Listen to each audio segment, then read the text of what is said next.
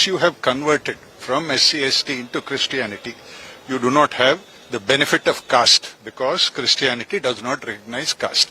And this is based upon a 1950 presidential order also. That order has been there on the statute book, and the court was very clear in reaffirming what was stated earlier in the statute book and in the judgments. The reservation policy for Dalit Christians and Dalit minorities is still pending in Supreme Court. So do you think that if that matter is settled, then it will have also impact? No, I think what we have argued is slightly different, but as I said earlier, till the full judgment copy comes, it would not be correct to venture into another matter, particularly when it is sub judice.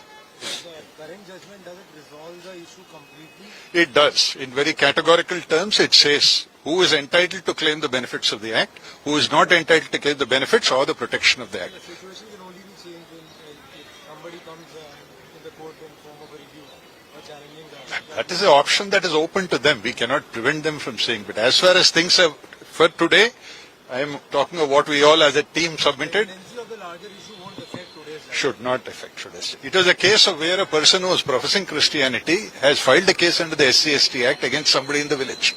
So our argument essentially, both of us, what we had submitted, once he converts himself to Christianity, and admittedly he was a pastor. So we said he cannot take that benefit. That's all. That is our limited submission.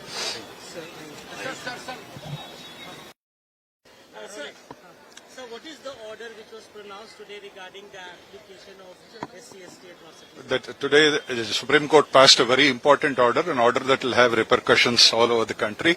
We have not got the full copy of the order, but what we can tell you is what we have submitted to the court. Our essential submission was that a person who has converted himself from SC/ST caste into Christianity cannot take the benefits of the Act.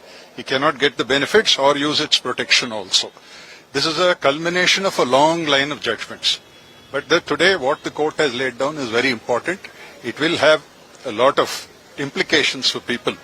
And the court was very clear and categorical in saying that once you have converted from SC/ST into Christianity, you do not have the benefit of caste because Christianity does not recognize caste. And this is based upon a 1950 presidential order also. That order has been there on the statute book, and the court was very clear in reaffirming what was stated earlier in the statute book and in the judgments. Have also impact? No, I think what we have argued is slightly different, but as I said earlier, till the full judgment copy comes, it would not be correct to venture into another matter, particularly when it is sub judice. The current judgment, does it resolve the issue completely? It does. In very categorical terms, it says who is entitled to claim the benefits of the Act, who is not entitled to claim the benefits or the protection of the Act.